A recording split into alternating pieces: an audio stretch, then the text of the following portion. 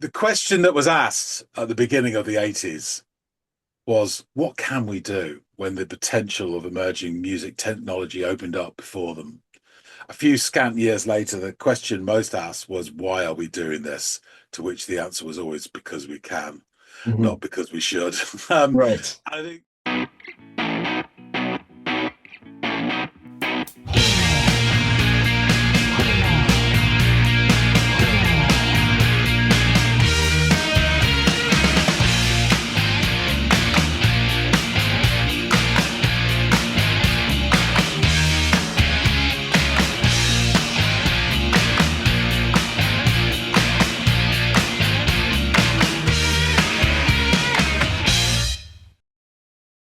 Hey, everybody out there. Welcome back to another episode of the Audiophiles. I'm Andy, and that is John, and it is time to dig into some music. So, John, you're going to be offering me up an artist and track to go off and listen to today. Who will it be? so. We're going back to a band that we have explored before, and that is Echo and his famous Men of Bunnies. Gotcha. Gotcha. This is like, what, the fourth or fifth appearance by them on this One, channel, is two, it not? three, four, five. This is fifth on this channel, sixth in total, because we did one into the music as Yeah, well. not into the music, right? Yeah. Wow. Okay, cool. Always a good listen to Echo and his Men of Bunniness. What track by them? So the track is called Never Stop, and this is a special version, known as parentheses discotheque. Oh, okay. All right. Let me go off and give this thing a listen, and I'll come back and let you know my thoughts.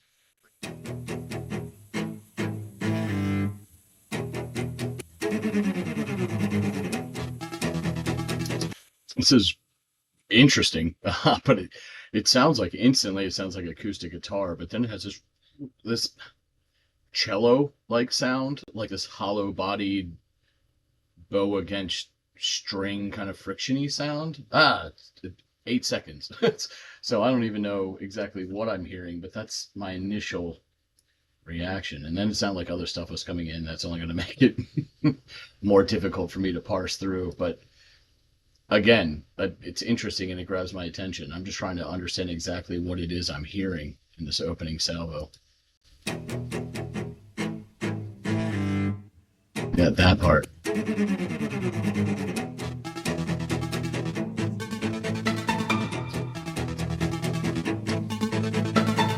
That's almost like pizzicato or something.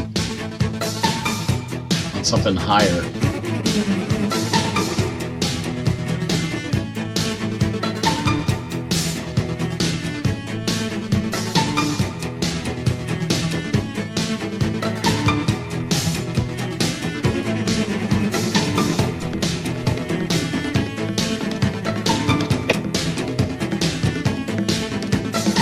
Drums are great.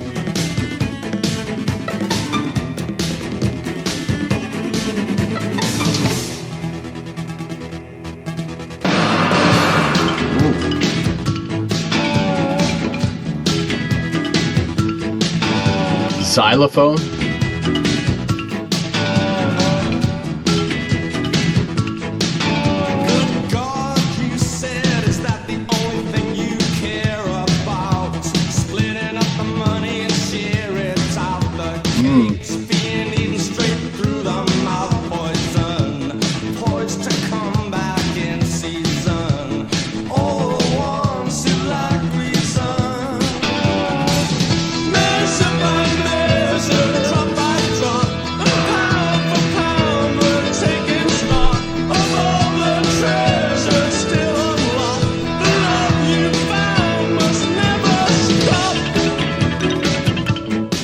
Whoa.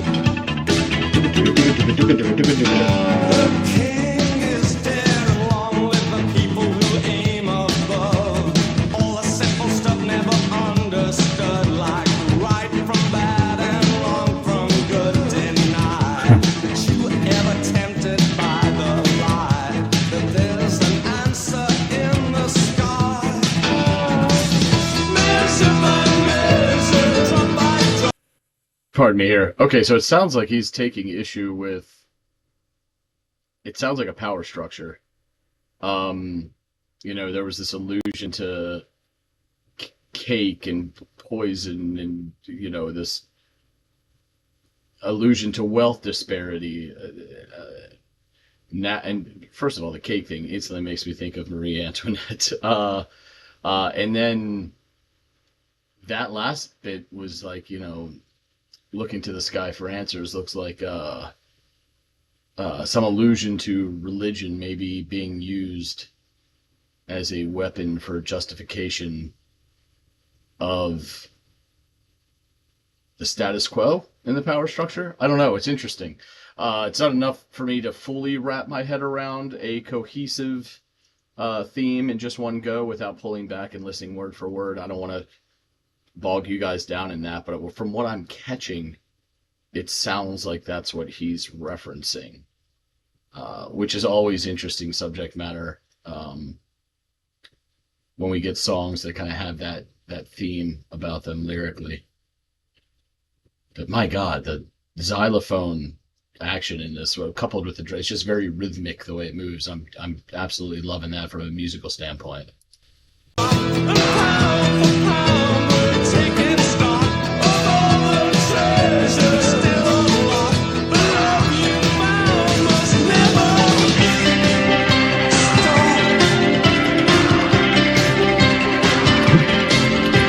This bit sounds a lot like something you might hear from The Cure. Now I know these guys basically contemporary, so I don't want to steal anything away from what is an echo in the Bunnymen sound, and describe it to a band that I'm most familiar with from this genre and era. But that's what it sounds like to me.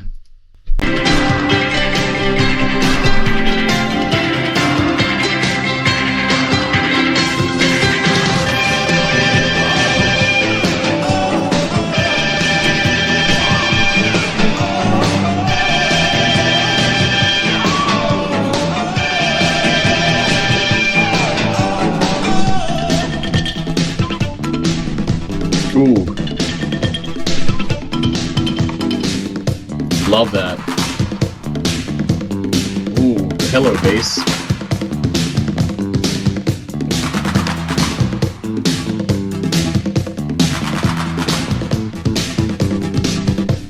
Oh yeah, rhythm section. Gold star performance.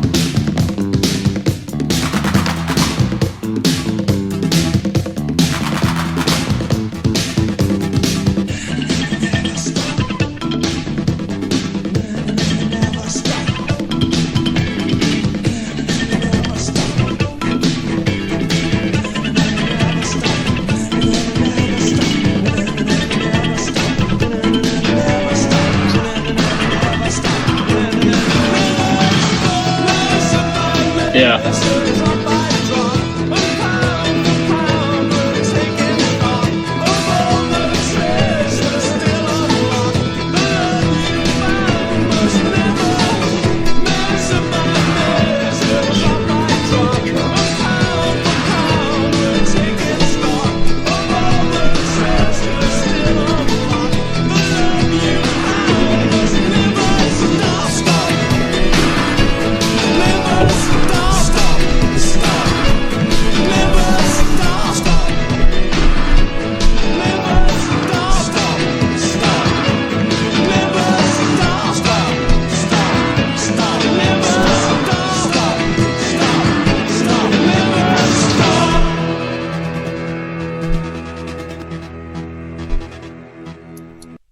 That interesting flighty bit there at the end to take us out.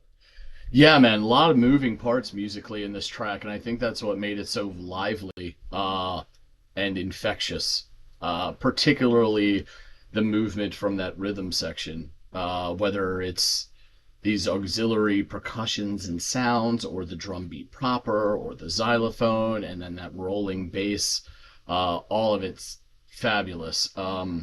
And it kept me moving, and it kept the song moving, and then intermixed with all that rhythmic goodness is an interesting message in there somewhere. A lot of from what I caught, a lot of allusions to what sounded like class or wealth disparity, and perhaps even at least in a snippet of the song, underscoring the reliance on religion as a means to justify said disparity. Yeah, interesting stuff. I don't know if I 100% accurate. It wouldn't surprise me if I wasn't. I only caught, like I said, bits and blurbs of those lyrics.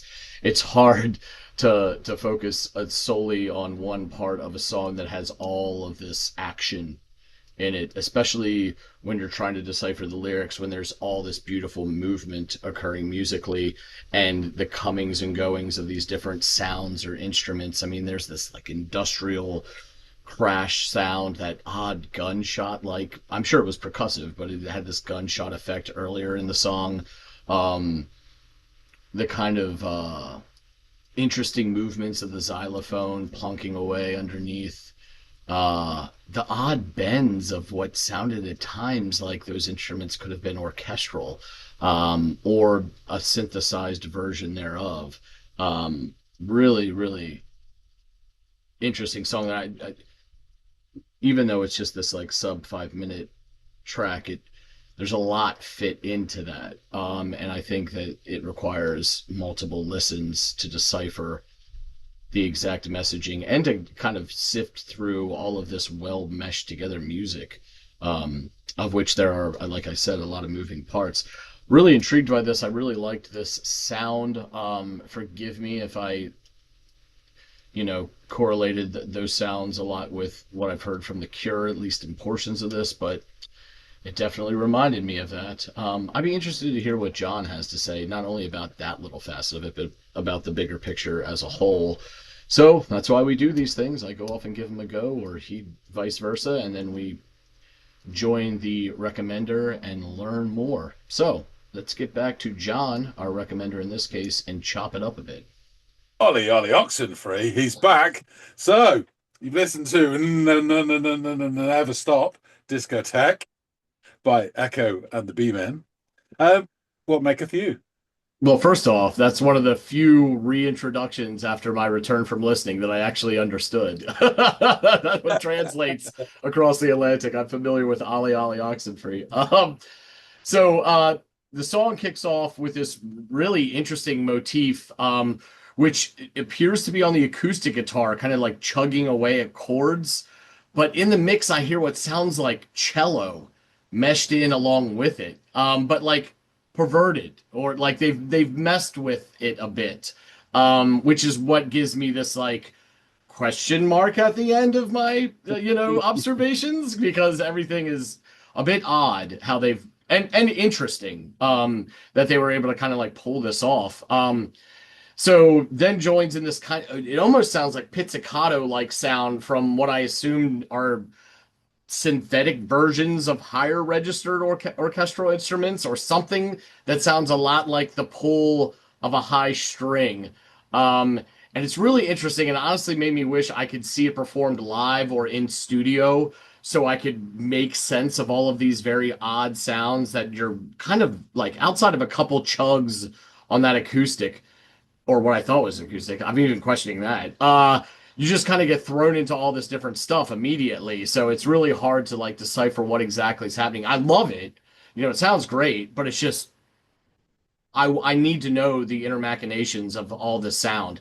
Um, the upbeat drums join the mix, and everything has this like flighty, jaunty movement to it, as we are peppered with more of those both high and low, frictious kind of bow on string sounds. For just a moment, things calm down around the 49-second mark as the drums fall back for a couple of seconds. And then just, again, a couple seconds later, we get what sounds almost like a couple of gunshots. This like industrial bang.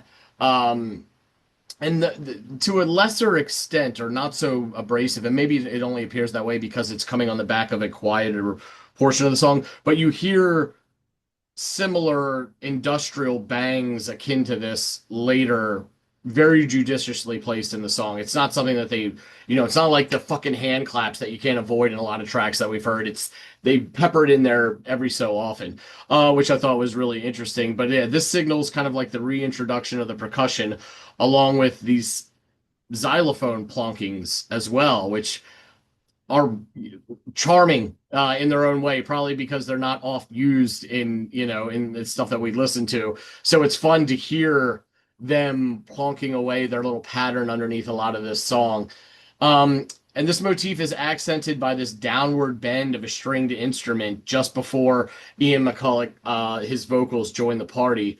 And from the lyrics I'm catching, it would appear that there is some sort of tension between the messenger uh, and whomever this message is being delivered. I catch bits like, "Good God, you said, is that the only thing you care about? Splitting up the money and share it out?" I'd like to know in what way that money is being split up and shared out, and to whom, before I form my opinion on that. Because everybody associates wealth distribution with getting from the pulling from the rich and giving to the poor, but the status quo is very much the opposite. You know what I mean? It's giving tax breaks to the uber wealthy who already have plenty, and diminishing the middle and lower class to even a lower standard than they already are. So I thought that line was very interesting and evocative opening, and it says like, um, "You said," and then followed it up with that line. So it doesn't sound like it's coming from the perspective of the narrator, but they're quoting, if you will, the person whom had said it to them.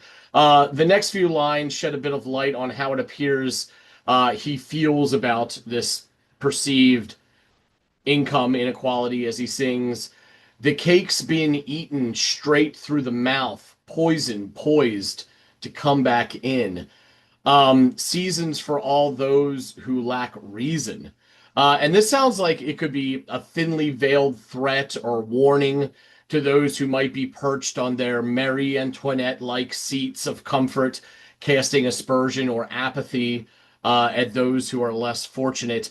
The cake line, I mean, come on. That's why I landed on the Marie Antoinette thing. Like, you can't bring up cake and income inequality and not think, let them eat cake. So, of course, that's where I was led, and I'm sure quite intentionally. Then after the chorus, during which he sings measure by measure, drop by drop, pound for pound, that sort of dynamic. We're taking stock. We get a brief bit of music that's really carried by the rhythmic movement of the drums and the xylophone plonks before they launch back into another verse.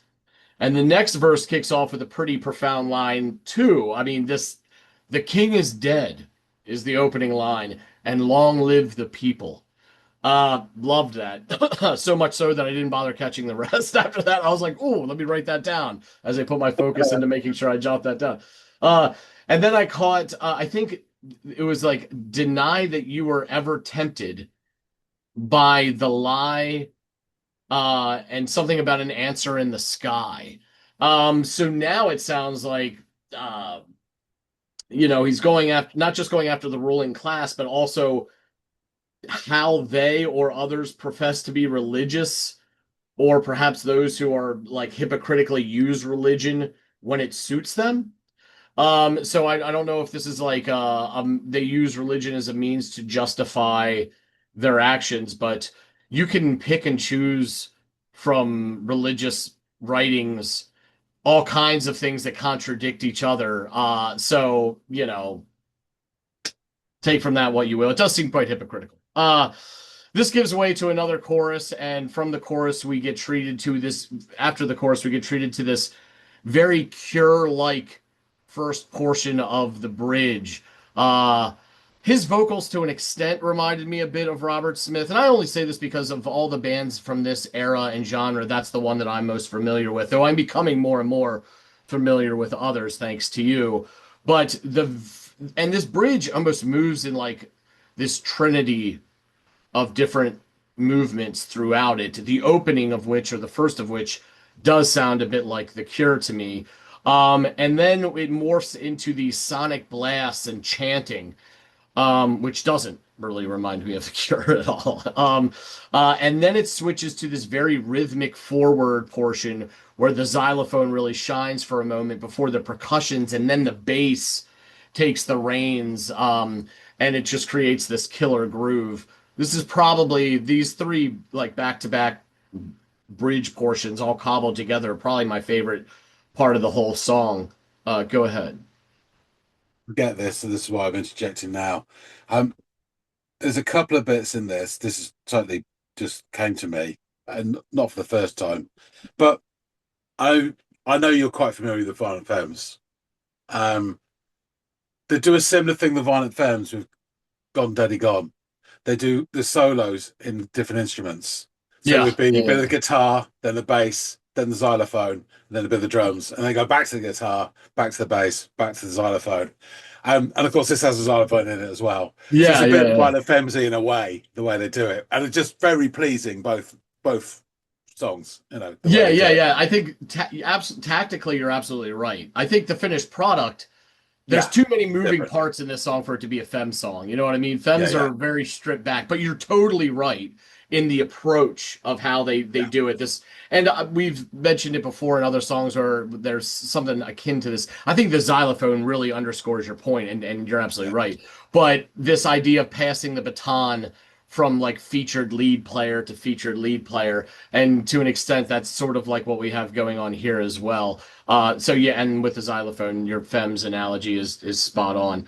So whilst the rhythm section keeps the groove going, you can feel the song begin to swell as McCulloch starts gradually and more aggressively singing "Never Stop," this titular line, until the song explodes back into the chorus, which features twice in this bit of the song. It's kind of like a back-to-back running of the chorus. And then they return to that "Never Stop" refrain before the song winds its way to completion after a bit of that skittish, flighty synth sound at the very, very end there. Yeah, I really loved the interesting instrumentation or replication of instrumentation in this track. I mean, it takes an instrument to replicate instruments, but you know what I mean. Like, I'm still not 100% sure if someone on a cello actually featured on this song or not, or if some of these sounds weren't created elsewhere. I'm sure you're semi spoiler alert about the parenthetical discotheque suggests that this isn't the original version perhaps, and they did some tinkering with this, and I'm wondering if that tinkering was what these oddities are, or what I'm calling these oddities. Pleasant to hear oddities, but nonetheless they're it's just really different, and I liked it a lot. Also, I caught enough of the lyrics to get the impression that this song perhaps tackles greed and maybe even religion as a weapon of justification for that greed, which I find wildly interesting. I think we've done enough songs about this and enough blabbing about our own personal perspectives when we're discussing songs for you and probably a lot of our listeners to know where I stand on this stuff. So it definitely is like it tickles a moral bone in my body when I hear people get on these kind of soapboxes to rail against this kind of stuff. So that obviously piqued my interest. The rhythm section, gold star, blue ribbon, whatever fucking kind of performance you want to call it in this, they kind of stole the show for me in this one. So yeah, I really enjoyed the song, but I'm glad that we don't have to focus too much on the band, given that this is our fourth dip into it, because I'm the biggest point of interest for me is really just the cobbling and production of this song and the lyrical content.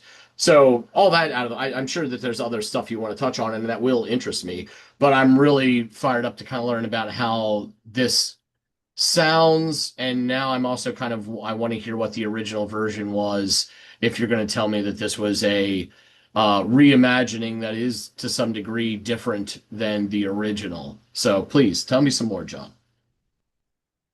Yeah, so thank you for that, Andy. As we mentioned before, we have done previous episodes. Heads Will Roll from Porcupine, we did on Into Music, then Thorn of Crowns, then All That Jazz live, Over the Wall on that weird thing on Dutch TV, and then Zimbo, the live WOMAD Festival audio only on this channel. So there's a nice playlist already. I shall add this too. There's put the link in below. You can go and check out that and a bit more about the band. I will just recap on this. They are from Liverpool.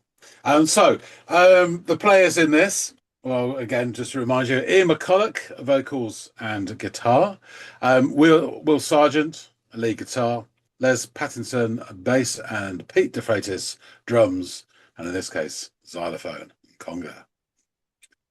The production is worth noting on this. Hugh Jones, who we just mentioned, doing Dump Truck, um, and loads of other bands as well. And Ian Brody, who I'll just touch on. We may not have covered him before. He was a producer. He also had his own band called the Lightning Seeds. It's fairly light, their stuff, but they're very, very melodic and basically it's him, and then he gets other people in. He collaborated with two comedians, um, Skinner and Badil, to write a song called Three Lions, which then became sort of the anthem for the English football team in Euro '96, and then forever afterwards at every major tournament. And a huge selling single that's how, each time there's a football tournament, it gets re-released and loads of people buy it.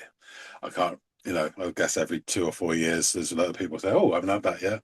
I But think yeah, that's the I think that's the only reason I'm familiar with it is because of the football. I almost said soccer there. I don't want to alienate over half our audience, I'm sure. But yeah, every time like the World Cup comes around or something like that, I'll hear someone make an allusion to that track when talking about the English team. yeah. So Ian Brody, he's a nice guy. Lightning Seeds are a decent band. I'd say a little bit lightweight, but very melodic and pleasant stuff. Yeah. And he was associated with Bunnymen for quite some time, amongst others. So Never Stop was Echo and the Bunnymen's 10th single.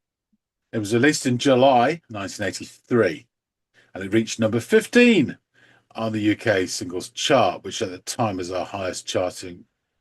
Yeah, I think so. Oh, the Cutter got to number 8. I can't remember which way around they were, but anyway, I think the Cutter got there first. Yeah. So it's also the title track on the 12-inch single, which has a remix version called Never Stop brackets Discotheque, and is 1 minute and 15 seconds longer than the original. Ah. Um, the B-sides of this 12-inch single are expanded versions of songs called Heads Will Roll brackets Summer version, and it is an excellent version, and the original Cutter, which is another fine, fine song by this band.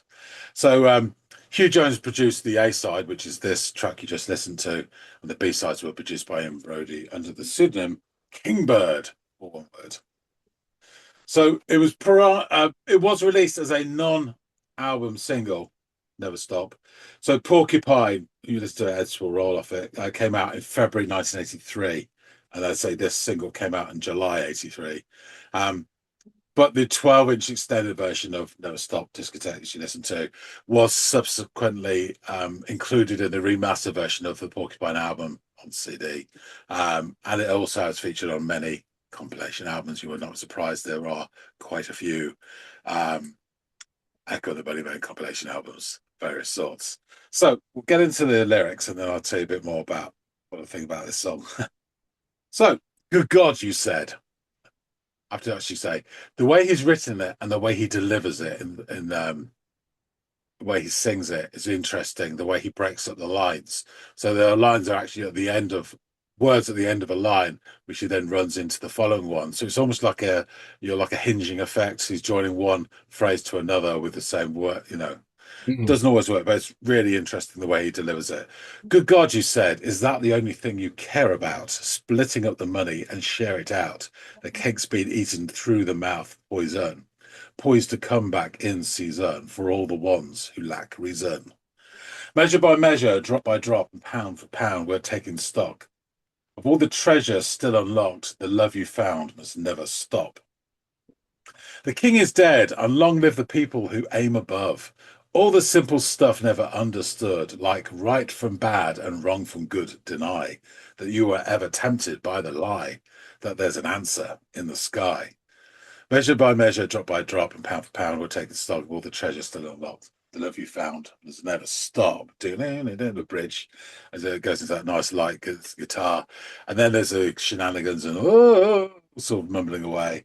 Then there's sort of synth beats, and the bass, which is fantastic. And it comes back in with no, no, no, no, no, never stop many times. No, no, no, no, no, never stop. And then back into the chorus twice around.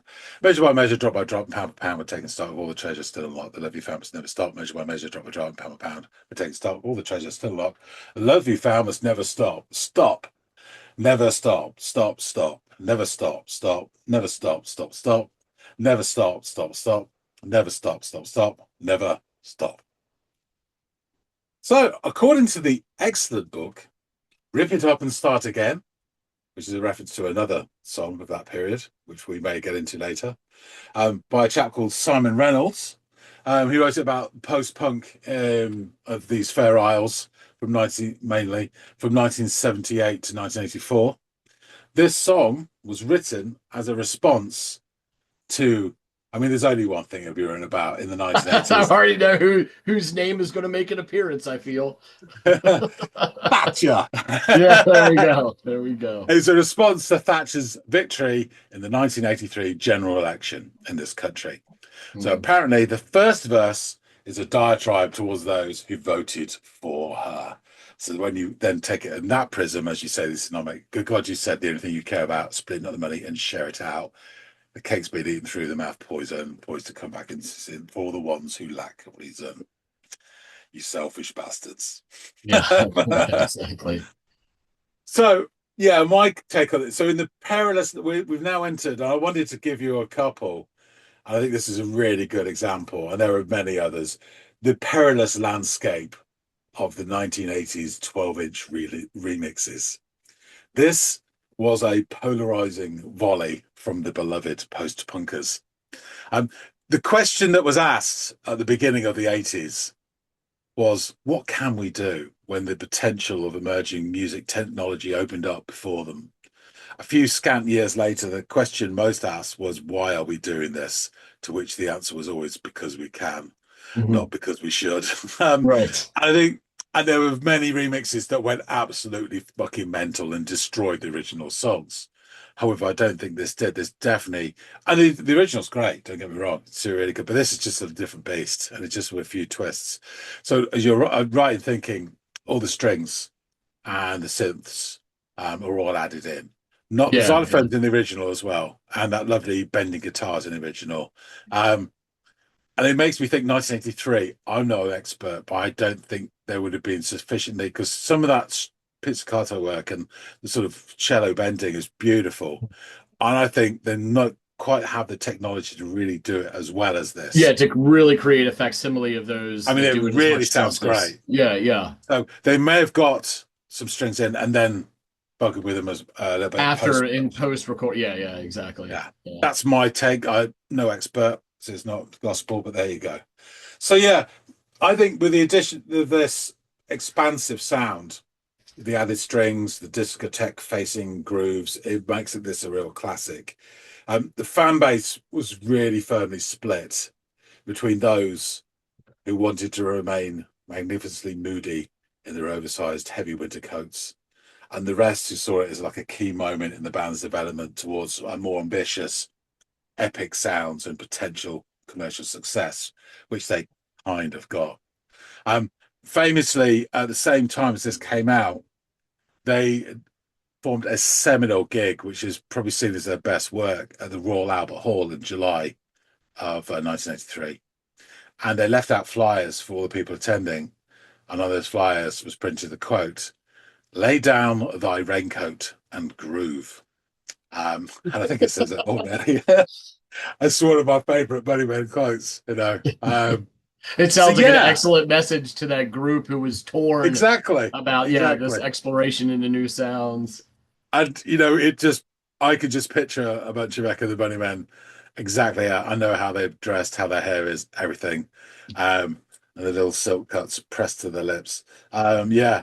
So yeah, this is an interesting one, and there's not that many 12-inch remixes of Bunnymen songs, so they didn't really do much anything like this afterwards, and certainly not before it.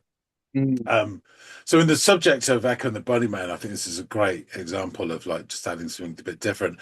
And it's true they changed their sound album by album.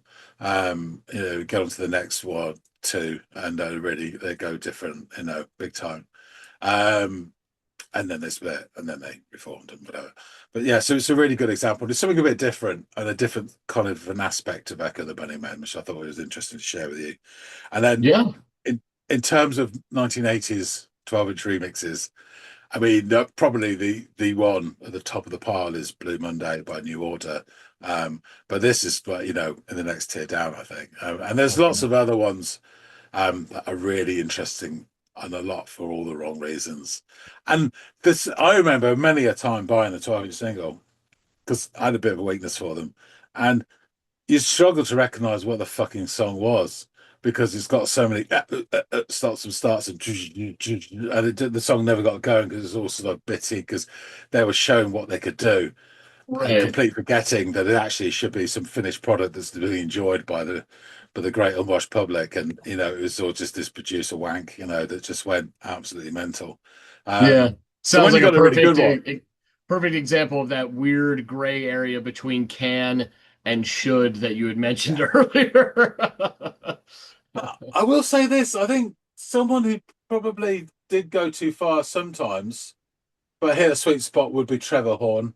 Art Noise, but he remixed the Frankie Goes to Hollywood stuff, which is a huge phenomenon in this country. Their first three singles or so, and the first two were just amazing. Two Tribes, I believe this may be a false memory from a kid, but they kept remixing it every 2 weeks and reissuing the 12-inch. So it stayed at number one for 9, 10 weeks because people would buy another copy, another version of a different mix. Right, right. Um, I mean, I've got two versions here, two different covers, of the same 12-inch song that was released the same month, but they And just how changed it. different are they? Can't remember. Uh, but again, that was a phenomenon that just swept everyone up with all the Cold War Yeah. stuff, the video of Reagan and go with the stain, really, really interesting. So yeah, the whole 80s, remix thing. I might just dig out some more really interesting ones. You have to sort of remember the idea is these are more throwaway than anything else normally. Yeah. Not in this case, I think, but a lot of them are. But yeah, so our first foray into that dingy, murky world of the 80s 12-inch remix. We Well, it's shall funny. go back Like, when we're it's feeling funny brave because again. you're showing me the song that's really great, but you're like, this is the rare good one. Because every other Yeah. one, if I were showing you, like, Yeah. I'll try and find some more rare good ones. I will. I will. Brilliant. All right. I will wrap things up. Thanks for Yeah. listening to Sunday. Thank Folks you. out there, tell us what you think. Please do hit the like button if you like this sort of tomfoolery. I do think the strings in this are fantastic and really quite Yeah. inventive the way they sort of make the cello sort of groove. But yeah, drop some comments. We'd love to hear what you think about this, both the original and this remix and how they compare. Um, if you haven't subscribed already, please do. We really appreciate everybody who does support the channel, and more of this meaty goodness could be coming your way 24/5. Well, you can watch it at weekends as well. I'm not stopping you. We won't put anything new out, but there you go. I mean, it's not my fault. Stop having a go. All right. Anyway, that being said, thanks so much for watching, and we'll see all of you in the next episode of the Audiophiles. See you later, guys.